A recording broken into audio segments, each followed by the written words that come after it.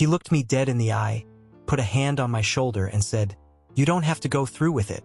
She's not who you think she is." Then he slid a thumb drive into my palm like it was contraband. We were standing behind the church, just out of sight of the guests. My tux jacket was half on. My hands were still shaking from trying to tie the damn bow tie. Dad's words hit harder than any toast or pep talk. "What?" I asked like an idiot. "She's lying to you. About a lot of things." His voice cracked. My dad. The man who never cried. The same guy who once shook my hand when I graduated and called it enough emotion for a decade. And here he was, nearly begging me to walk away from the altar. "My name's Nate. I'm 29. Software engineer. Not flashy, not overly social, but I thought I'd found someone who saw me. Like really saw me. Her name's Cora. She's stunning. Smart. A little intense. The kind of woman who fills a room without saying much. We met through mutual friends 2 years ago, and by month 4 I was all in. Proposal happened on a weekend trip to Lake Geneva. Just me, her, and the snow. She cried, said yes, hugged me like she'd never let go. But now, 15 minutes before I was supposed to marry her, my dad handed me a plastic stick that apparently held the truth. I stood there while my brain short-circuited. "What's on it?" I asked. He looked down. Stuff I didn't want to believe. Took me a while to confirm. But once I did, I couldn't stay quiet. Felt like the air got heavier. "I need you to trust me, Nate," he said. "If you go through with this, you'll regret it." Someone called from inside the church, my cousin, probably. The music was starting. My heart was beating so fast it hurt. I looked at the drive. I looked at the church. And then I shoved the drive into my pocket. "I need 5 minutes," I said. I didn't go back in. Not yet. Instead, I walked down the back steps of the church, got into my car, and booted up my laptop. My hands were slick with sweat. The USB port felt like it burned when I plugged it in. One folder. No label. Just a single video file. And a PDF. I clicked the video. The footage was grainy, taken from a phone. I saw Cora. At a restaurant I didn't recognize. Laughing. Clinking wine glasses.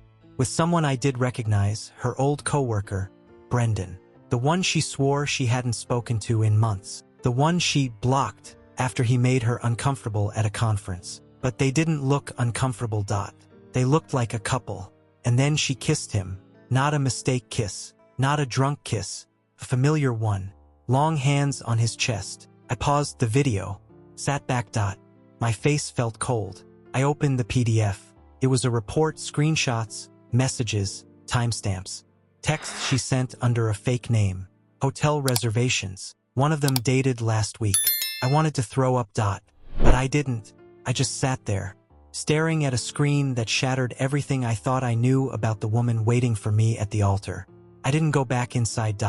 Not then. Not ever. My phone was buzzing off the hook. Cora, my mom, groomsman, her maid of honor. I turned it off. Instead, I drove. No destination, just movement. I stopped at a gas station 2 towns over and sat in the parking lot for what felt like an hour. I thought about the night we met, how she leaned in close and asked if I believed in fate, how I said no and she smiled like she did.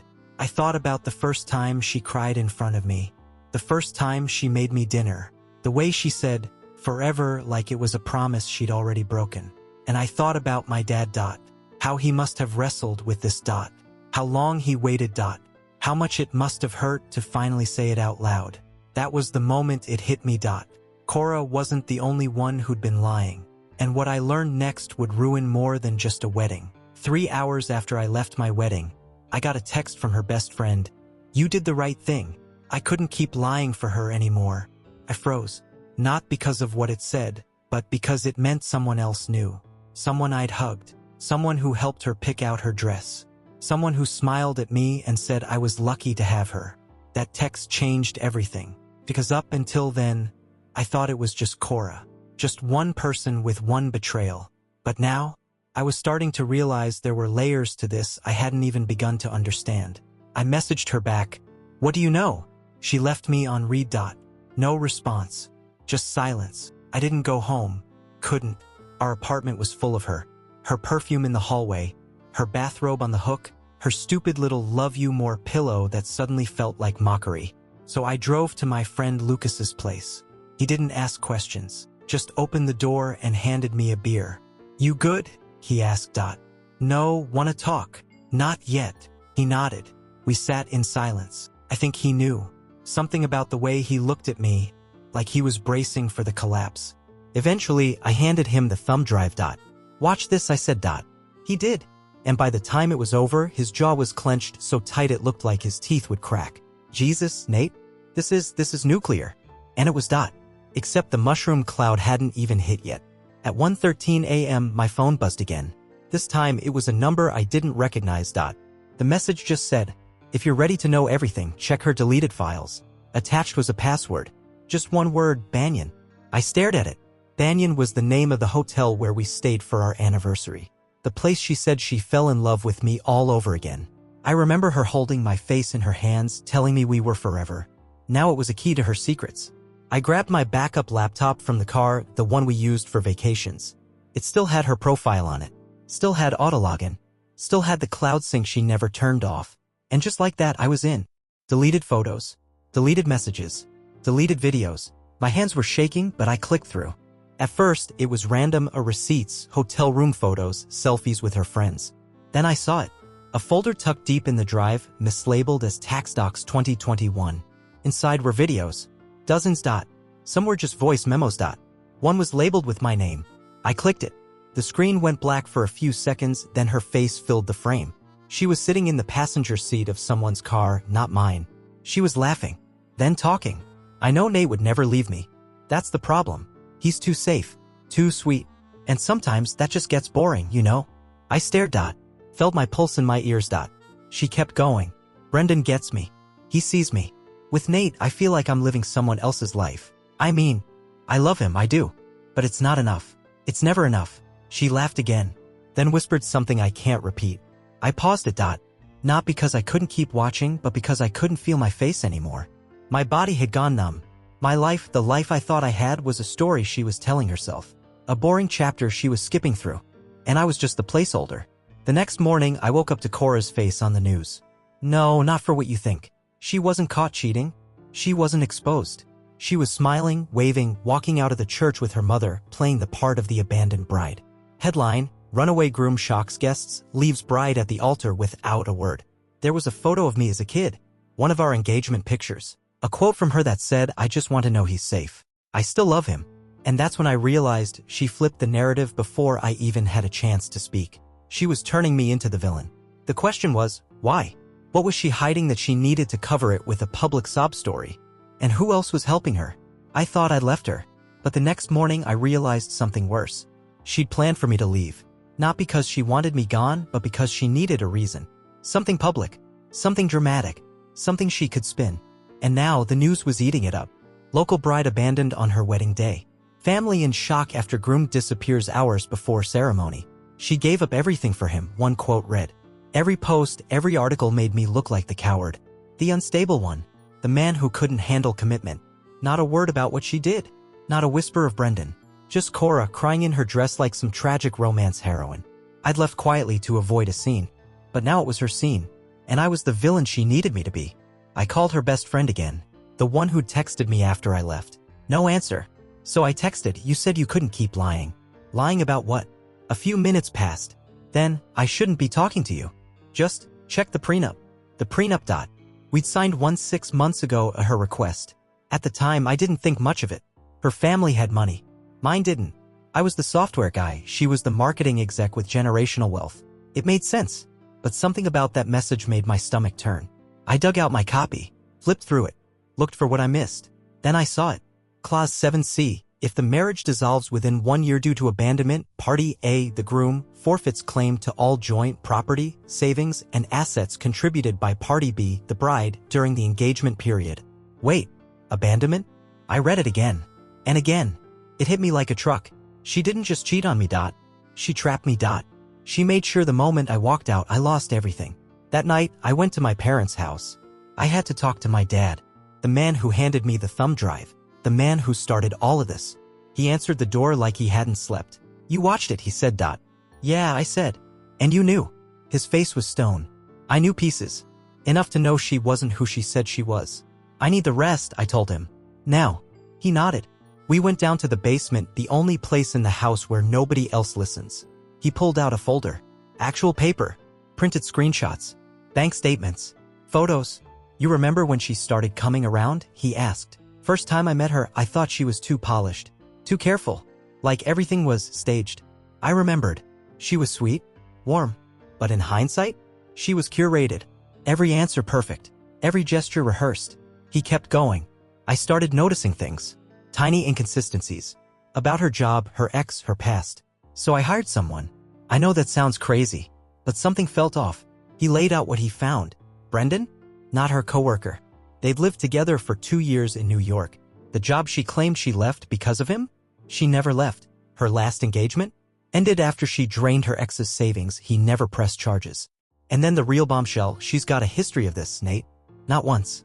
Not twice. 3 times. 3 engagements. Each one ended the same way. She'd spin the narrative. Play the victim. Walk away with money, assets, sympathy. And now I was her 4th act. I tried to warn you, Dad said quietly. But you were already in love. What could I do? I sank into the couch. My world was gone. Not just my relationship, but my sense of reality. None of it had been real. Not the late-night talks. Not the way she held me after I lost my job last year. Not even the letter she wrote on our anniversary, the one that made me cry.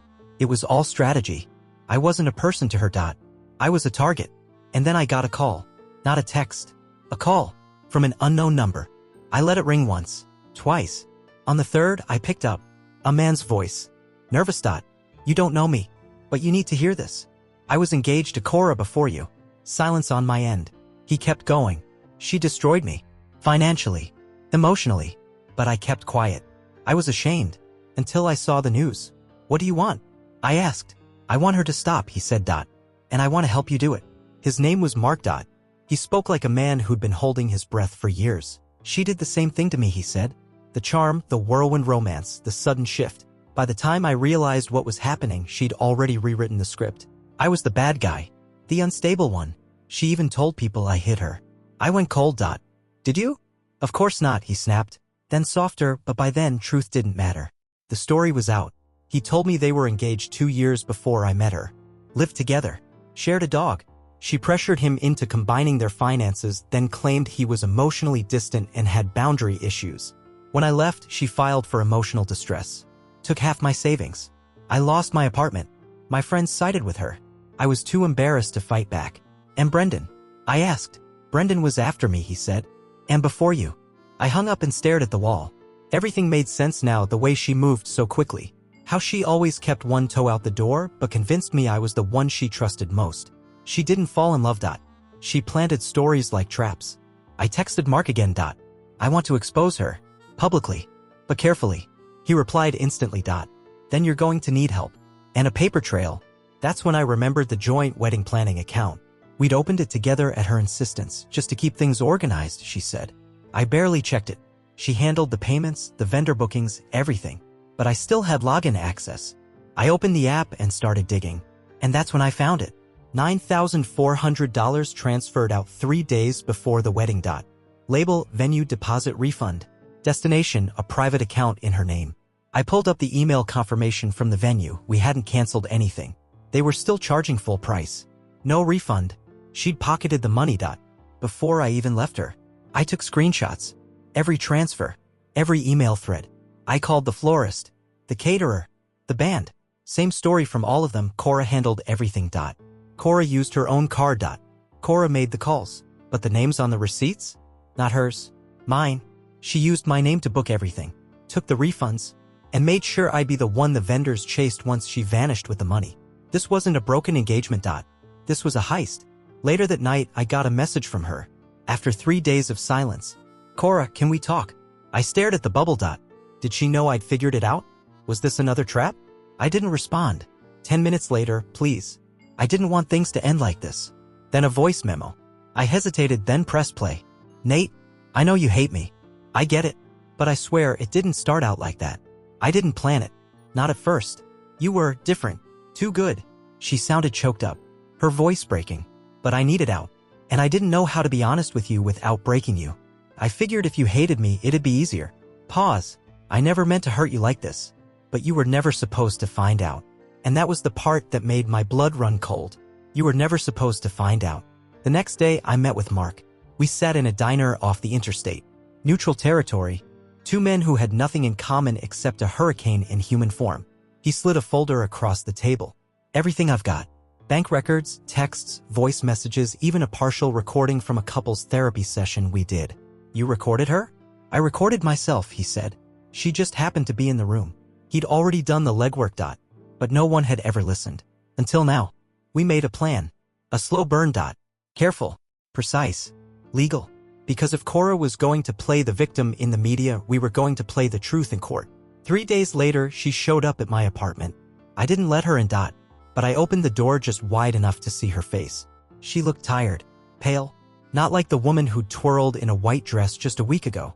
Please, she said. Can we talk without lawyers? You stole from me, I said. She blinked. I was going to give it back. No, you weren't. She looked like she might cry. But this time I didn't flinch. I'm filing fraud charges, I told her. And you won't be able to play victim when the receipts hit the judge's desk. Her mask cracked for half a second. Then, pure venom, you think anyone will believe you over me? I smiled. I don't need everyone to believe me. Just 12 jurors. I closed the door in her face. The first time Cora walked into that courtroom, she was still playing the part. Long white coat. Sunglasses. Pale pink lips. Just enough vulnerability in her step to suggest trauma. She wouldn't look at me. Not when the judge read the charges. Not when my attorney introduced the evidence.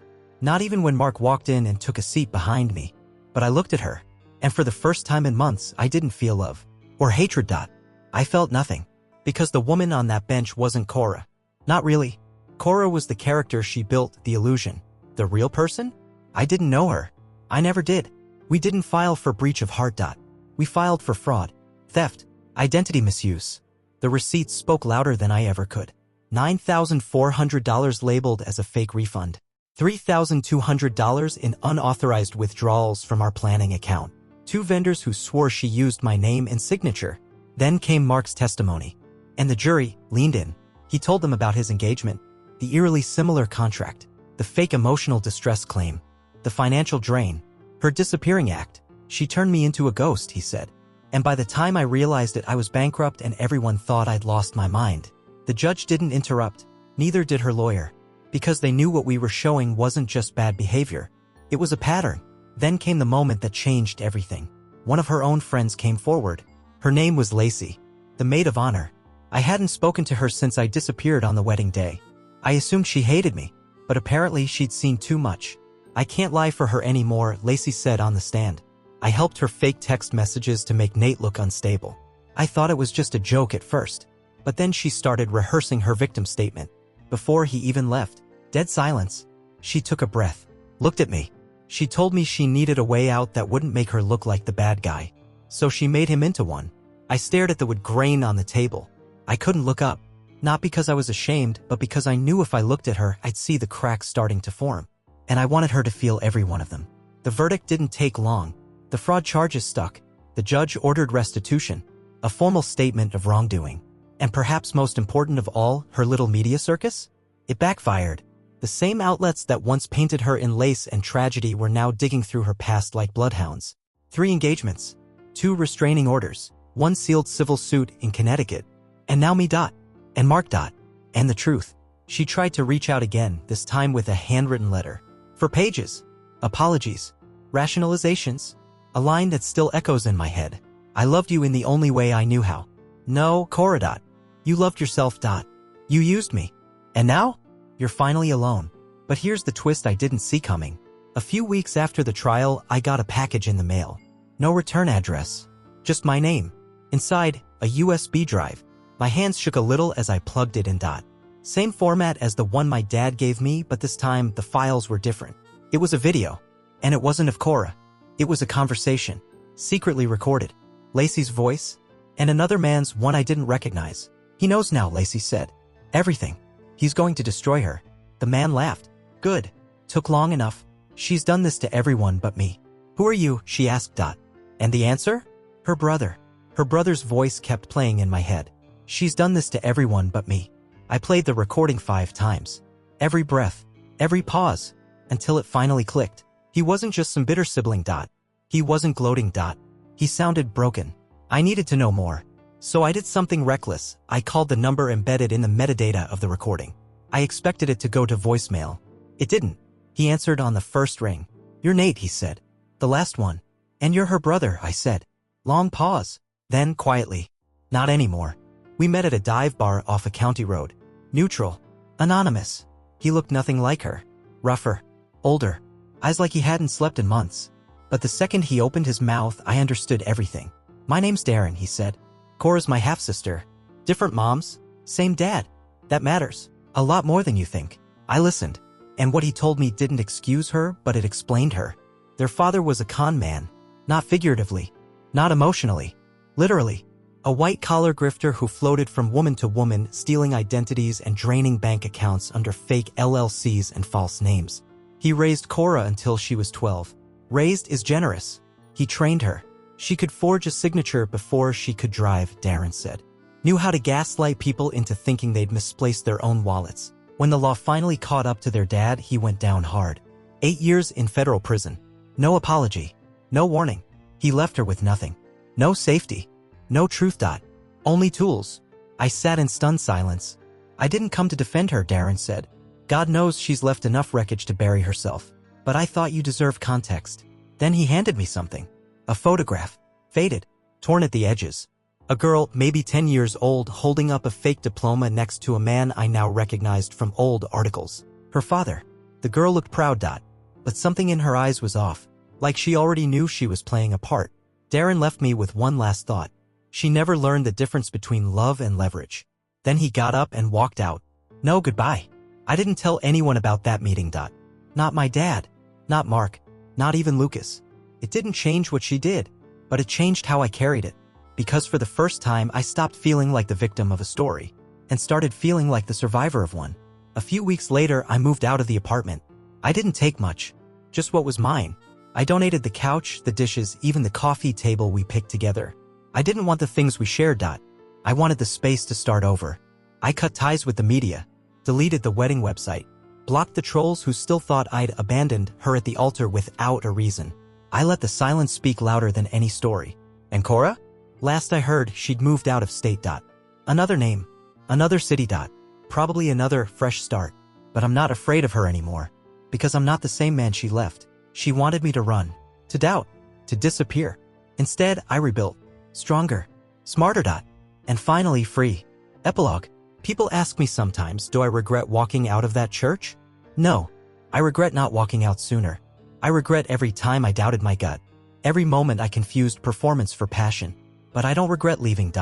Because that moment, that was the first decision I made for myself. And now, I'm not just the man who walked away from a wedding. I'm the man who walked back into his own life.